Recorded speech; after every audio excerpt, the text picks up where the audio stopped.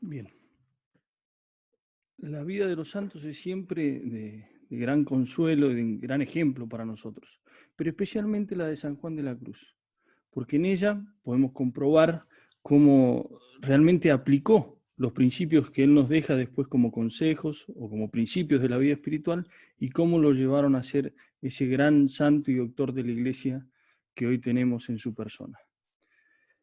San Juan de la Cruz nace en Fontiveros. Para situarnos un poco, estamos hace pocos años, ha muerto Isabel la Católica en Medina del Campo. Cuando van a ser San Juan de la Cruz, por ejemplo, Felipe II tiene 15 años, Fray Luis de León también, Santa Teresa tiene 27 años, San Francisco de Borja 32, San Francisco Javier 34, Carlos V 42. Esos son los contemporáneos de Juan de la Cruz. Bien, y nace en Fontiveros. ¿Por qué nace en Fontiveros? Porque su padre, Gonzalo, era un noble de Toledo y vendía eh, seda. Y vendía en Medina del Campo, que era una gran villa, muy importante, mucho comercio. De hecho, el escudo dice ni al rey oficio ni al papa beneficio, dando a entender un poco la importancia de Medina del Campo.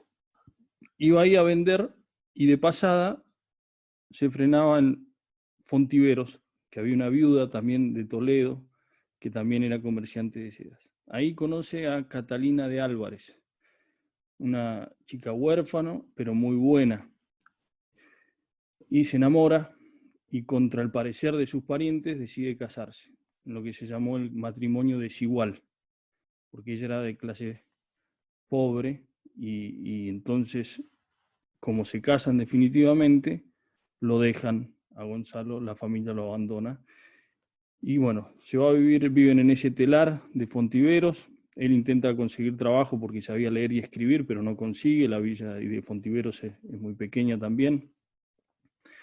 Tienen el primer hijo, Francisco. Luego tienen otro, Luis, no se sabe la fecha. También muere de pequeño este Luis.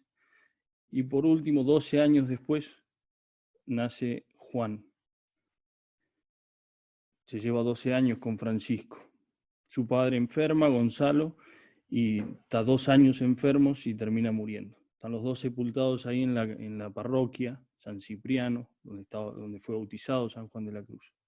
La fecha de su nacimiento no se sabe bien. La tradición retiene que fue el 24 de junio, pero hay otros que dicen que puede haber sido en diciembre de ese año, 1542. De modo que queda su madre sola, huérfana, con estos viuda, con estos dos pequeños, Francisco y Juan, y se va a conseguir ayuda a los parientes de su esposo. Así hace lo que se llama la peregrinación del hambre. Se va caminando hasta Galvez, cerca de Toledo, y ahí termina dejándolo a Francisco en la casa de un hermano de Gonzalo. Pero después, como no tiene noticias, después de un año lo vuelve a buscar. Esta ida y vuelta, 2 veces, siendo pequeño, Juan, realmente le deben haber quedado grabadas en la memoria, por eso después ustedes recordarán cuando habla en sus escritos del amor de Dios como el amor de la madre, de lo que es el alma que Dios la toma en brazos, como un niño, de lo que es el alma cuando quiere andar por su propio pie. Bien, todo esto tiene mucho de su vida cuando era pequeño. Lo mismo en la poesía cuando dice, rompe la tela de este dulce encuentro, ¿no? El haber aprendido ahí a tejer el telar de sus padres. Se van a vivir a Arévalo. Allí ya Francisco tiene unos 20 años, calculo, y su madre le aconseja que se case. Entonces conoce a Ana de Izquierdo, se casa y tienen 7 hijos, y se le van muriendo uno detrás del otro. Juan de la Cruz aquí ya es pequeño, y todo esto lo debe recordar muy bien. La única que sobrevive es la última, que se va a hacer monja cisterciense, con el nombre de Bernarda de la Cruz. Bien, pero todas estas son purificaciones que va pasando Juan de la Cruz ya de pequeño. Su madre realmente ha sido su puntal y un gran ejemplo, una gran mujer. Está enterrada ahí en Medina del Campo. Cuando muere hay algunos testimonios que dicen, por ejemplo, era muy buena cristiana y muy modesta, que parecía en su recogimiento y composición que tenía trato con Dios. Y otro dice, sabe que era muy buena cristiana, devota y caritativa, porque siendo ella muy pobre, recibió un niño de la puerta de la iglesia y le crió hasta que se le murió como si fuera su hijo. Grande esta Catalina de Álvarez, la madre de San Juan de la Cruz. Entonces, se terminan yendo a vivir a Medina del Campo. Ahí van a estar durante 13 años, va a estar San Juan de la Cruz. Y primero estudia en los doctrinos, que era tipo una institución donde se le enseñaba a los niños una primera básica instrucción, y a cambio ellos tenían que ayudar en misa, tenían que asistir a los funerales, tenían que por Dios sea, y pedían para llevar adelante esta obra de los doctrinos. Está justo ahí en la misma calle donde se va a vivir Catalina, que es la que se llamaba calle Santiago en esa época. Y ayuda ahí también a ser monaguillo, aprende a ser monaguillo en el convento de las Agustinas, de las Magdalenas. Le toman mucho cariño las hermanas. Y cuando termina los doctrinos empieza a estudiar con los jesuitas. San Francisco de Borja había hecho ahí un colegio de jesuitas y tiene la gracia de tener como profesor al padre Bonifacio, muy, muy capaz este padre. El padre José Vicente ha estudiado bien con todo lo que estudió, la formación realmente, la formación de San Juan de la Cruz es muy, pero muy buena, de lo mejor.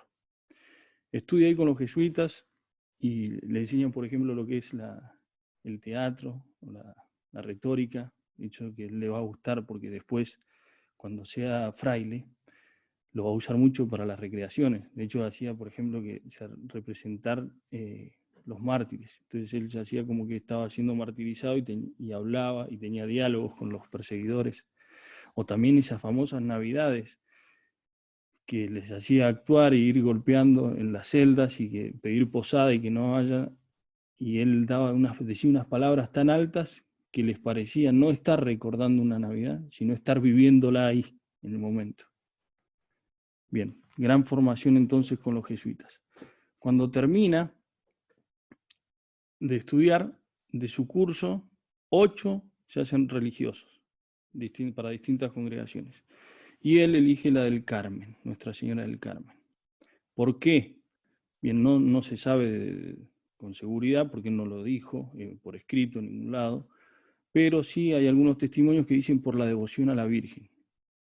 Y yo creo que realmente es así. Él, cuando es niño, en Fontiveros, se cae en una laguna, como pueden ver aquí en la imagen, y la Virgen lo rescata. Y él tenía miedo de ensuciarla, esa mujer tan bella que lo estaba ayudando. Luego, ahí mismo en Medina del Campo, se cae en un pozo y también la Virgen lo socorre. Y así va a seguir la ayuda de la Virgen, lo va a visitar en la cárcel. Es más, algunos dicen que se escapó o por consejo o por mandato de la Virgen. Luego lo va a ayudar en Córdoba cuando una vez están arreglando un convento y se le cae un muro y todos lo van a buscar, sacan los escombros, piensan que está muerto y dice que lo salvó la de la capa blanca, la Virgen del Carmen. Lo va a visitar en su enfermedad al final de sus días, a consolarlo, y él le va a agradecer con sus últimas palabras por hacerlo morir en sábado y hacerlo ir a cantar maitines al cielo con la gloriosísima Virgen María. De modo que entra entonces a los carmelitas calzados del convento de Santa Ana de Medina del Campo. Hace ahí su noviciado y cuando termina lo mandan a estudiar a Salamanca. Estudia en Salamanca. Salamanca es una ciudad universitaria muy importante.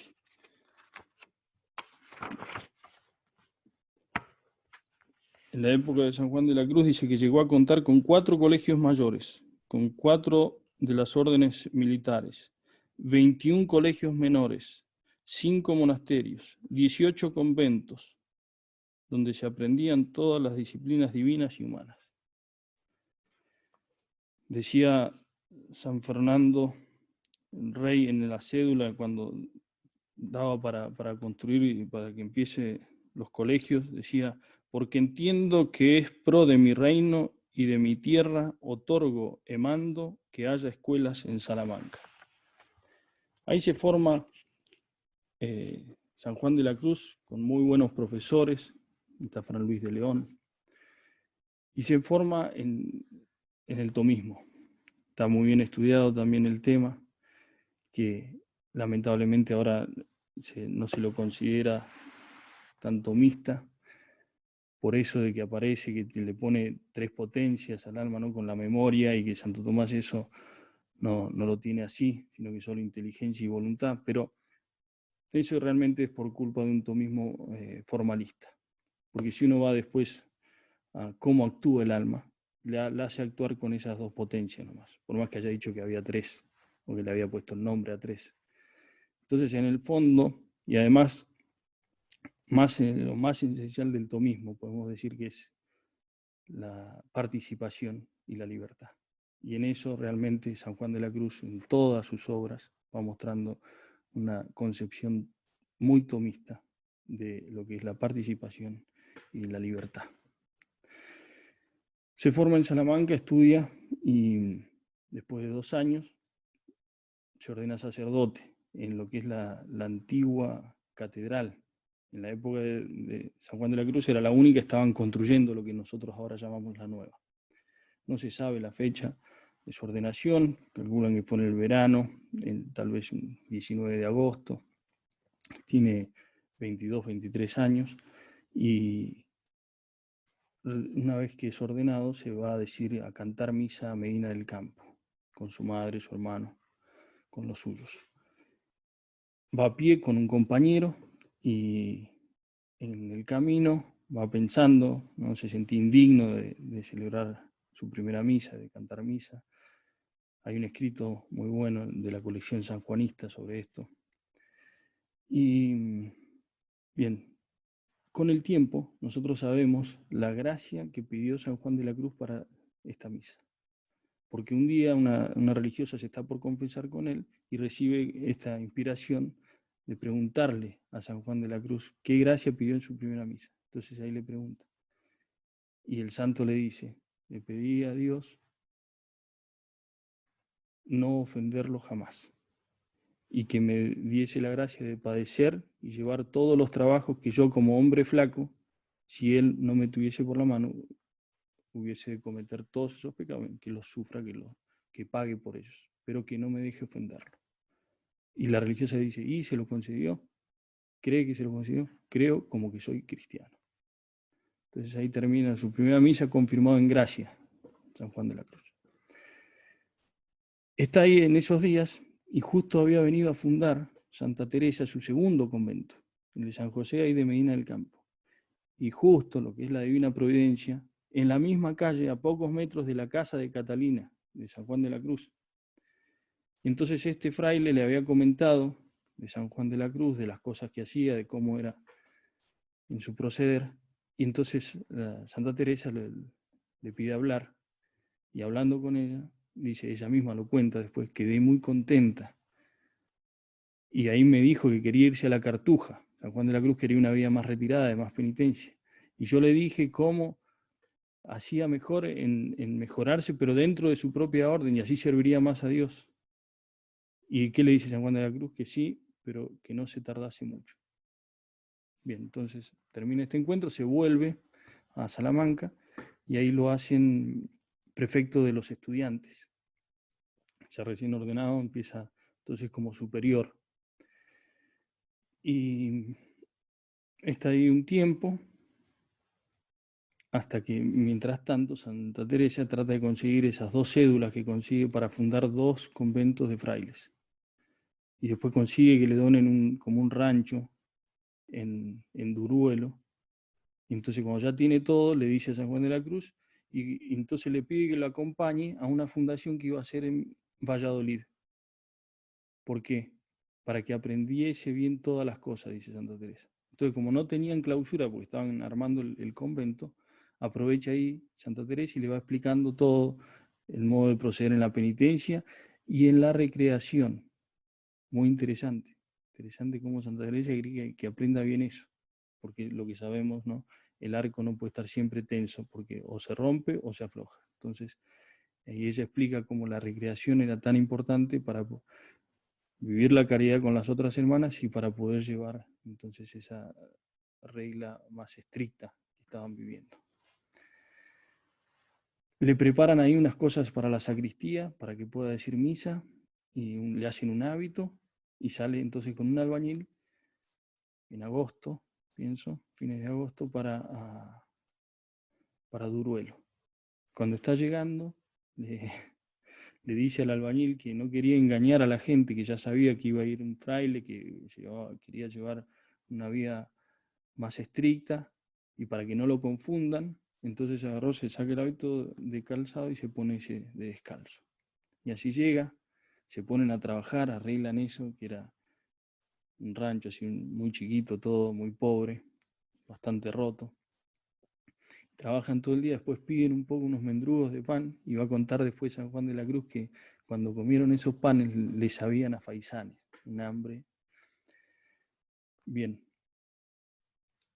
trabaja ahí con este hombre y lo manda a llamar a su hermano Francisco, cosa que después va a hacer durante su vida siempre. Lo quiere muchísimo a Francisco, y Francisco es muy buen albañil, entonces también lo va llamando porque San Juan de la Cruz después lo van a hacer, va a construir muchos conventos, va a reedificar conventos.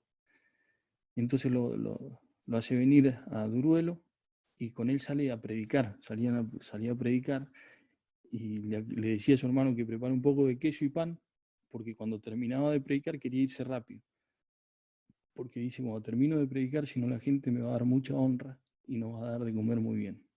Entonces, para escapar de la honra de los hombres, llevaban ellos eso, y cuando terminaba se retiraban rápido para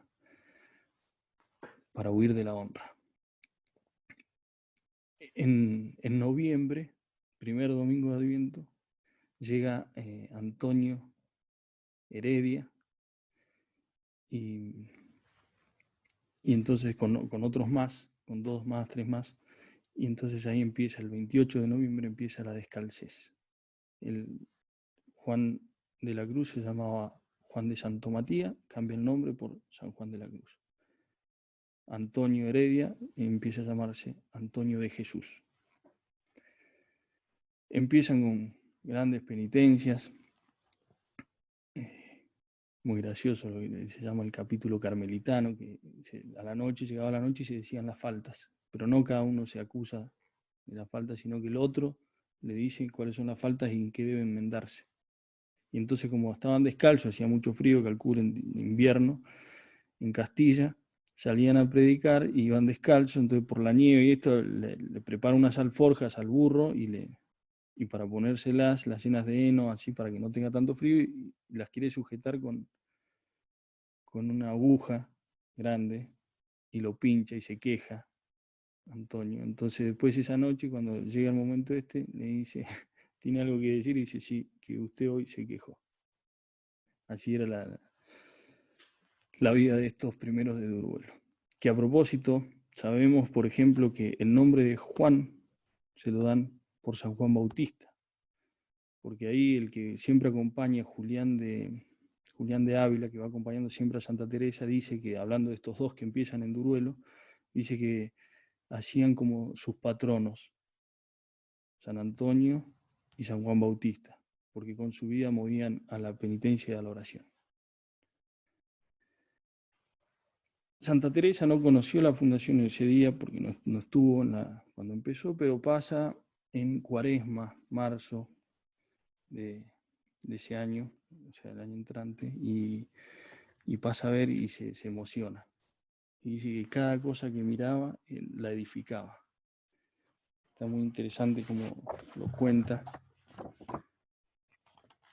Los caballeros que la acompañan a Santa Teresa, y ella les pide que se desvíen, estaban después súper agradecidos de la visita, y dice que no cambiarían esa visita por nada en el mundo.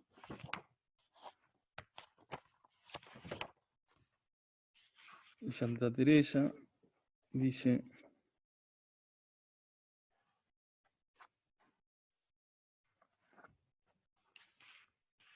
acá. Como entré en la iglesia, quedéme espantada de ver el espíritu que el Señor había puesto allí.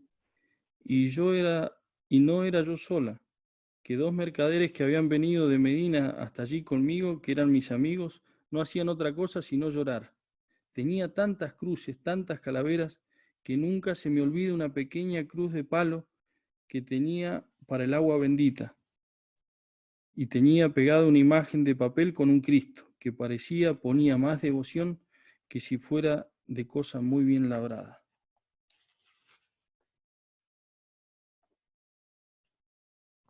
Y después contaba algo más.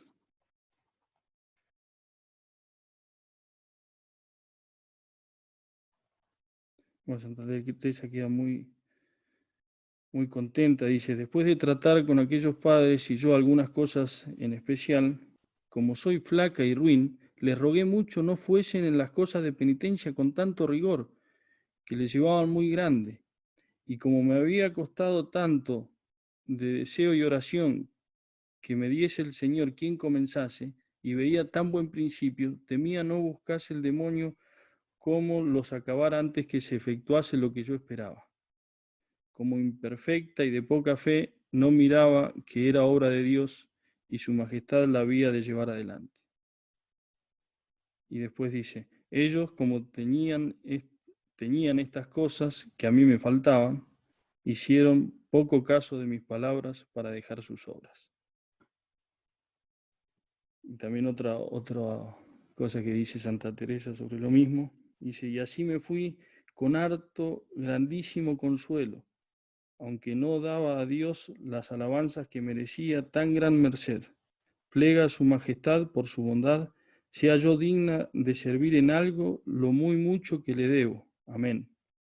Que bien entendía era esta muy mayor merced que la de que me hacía en fundar casas de monjas. Haber empezado con los frailes. Bien, inician ahí, pero a los pocos meses se trasladan a Mansera, está muy cerca, y habían ido a predicar en la Cuaresma, el señor de Mansera le había ofrecido ahí un lugar un poco mejor, y se terminan trasladando. La madre había conseguido 2 cédulas, entonces está por Madrid y conoce al que después va a ser Juan de la Miseria, ese que después la va a pintar, y lo convence también para la misma causa, entonces pueden fundar en Pastrana, porque ahí le dice que este fraile italiano que le habían dado una ermita. Entonces funda entonces ahí lo que va a ser un gran noviciado. Después ahí va a profesar el padre Gracián, un noviciado muy importante para los descalzos. Se va a hacer después algunos capítulos de la orden.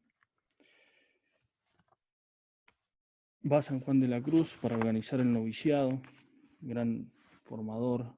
Él es el que dice, por ejemplo, a los novicios que no pasen de mano en mano, que no hay cosa peor que esa. Después, más adelante, lo van a mandar también a corregir ahí, enmendar el crecido celo que tenía y fuera del lugar que tenía un maestro de novicios. Pero vuelve a Mansera. De Mansera también va a salir a fundar con la madre el convento descalzas de Alba de Tormes, donde está enterrada la santa. Y 2 años después de la fundación, de haber iniciado la descalcez, ya quieren empezar con un colegio, tener formación propia. Entonces, una casa al menos. Y entonces empiezan en Alcalá de Henares. Y se preguntan, ¿en quién ponemos de superior ahí el rector? No tienen mejor elección que a San Juan de la Cruz. Tiene una muy buena formación San Juan de la Cruz. Entonces lo ponen ahí de primer rector. Ahí es donde está en el colegio de San Cirilo y les enseña, por ejemplo, a los religiosos que debían ser religiosos y estudiantes religiosos por delante. Como no distraerse con todo el tema de la universidad y de los estudiantes de esa época, sino que vivían bien la vida religiosa y se recuerden lo que habían prometido. De Alcalá, Santa Teresa la nombran superior ahí en la Encarnación, en Ávila, y tiene 150 monjas y tiene que reformar ese gran Carmelo. y entonces necesitaba ayuda y lo manda a llamar a Juan de la Cruz. Entonces va a San Juan de la Cruz a Ávila. 5 años va a vivir en Ávila. Bien, hace de todo ahí en Ávila. Es director espiritual, es confesor, exorcista, da clase de catecismo a los niños. Y de gran ayuda, en poco tiempo las hermanas se hacen ya su doctrina y progresan mucho en la santidad. Santa Teresa se quejaba, decía que San Juan de la Cruz, dice, no, con él no se puede hablar de Dios porque se transpone y hace trasponer. Y así fue, uno visita ahí el convento y viene el locutorio que recuerda esto, que se habían extasiado los dos hablando de Dios. Ahí es donde tiene la visión esta del Cristo que dibuja. Ahí hace exorcista, hay varios exorcismos, por uno famoso, el de María de Olivares, que después tiene que escribir todo para la Inquisición, 9 meses. Está así, esta monja le había firmado una cédula al demonio con sangre, su propia sangre. Había engañado mucho, con San Juan de la Cruz las descubre y después termina exorcizándola. Pero otros más, convierte a mujeres pecadoras, y de hecho ahí es cuando un amante de esta una noche lo agarra a palos y él después va a contar que se le hacían dulces los palos como a San Esteban las piedras. Bueno, está ahí 5 años viviendo en la Torrecilla con el padre Germán y lo vienen a aprender en diciembre, el 3 de diciembre. Lo prenden, lo llevan preso a Toledo. Pero antes de eso, ¿por qué lo meten preso a San Juan de la Cruz? Bueno, no se sabe. No se sabe. Algunos dicen, bueno, por eso que había pasado en Piacenza, el breve ese que mandaba a los desobedientes, de los descalzos, pero fuera de Castilla, entonces San Juan de la Cruz eso no le cae a él. Otra cosa interesante es ahí la elección machucada, que se llama, de que a Santa Teresa la eligen nuevamente superiora, pero no querían, por eso machucada, porque cuando salió un voto lo machucaba, así el que estaba contándolos. Viene muy actual todo lo que le pasó ahí, porque manda a salir afuera a los descalzos, a los confesores, no sé, un enviado del nuncio para la elección de la nueva superiora, les dice que la que elijan no podían elegir a alguna hermana que esté fuera del convento, porque Santa Teresa justo ahí en ese momento no estaba. Le dicen que sí, igual votan y sale elegida ella, entonces se enoja, se enfada este personaje y las excomulga. Y en San Juan de la Cruz pregunta a sus profesores en Salamanca. La cuestión es que no podían caer en excomunión por eso. Viene Maldonado, un carmelita calzado de Toledo, a absolver a esas que en realidad no estaban excomulgadas, y discute con San Juan de la Cruz, también ahí se lo quiere llevar preso, pero la gente lo defiende. Bueno, como ven, entonces hay muchas envidias, rivalidades, malos entendidos. Cuestión que a San Juan de la Cruz vienen y se lo llevan preso, disfrazado, para que la gente no lo pueda defender. Le vendan los ojos y lo hacen entrar en Toledo, porque así no sabía dónde estaba. Santa Teresa lo empieza a buscar por todos lados y escribe al rey, todo, no se puede. Pero lo vamos a dejar ahí, veo que se viene un problema técnico. Dejamos aquí a San Juan de la Cruz preso y continuamos.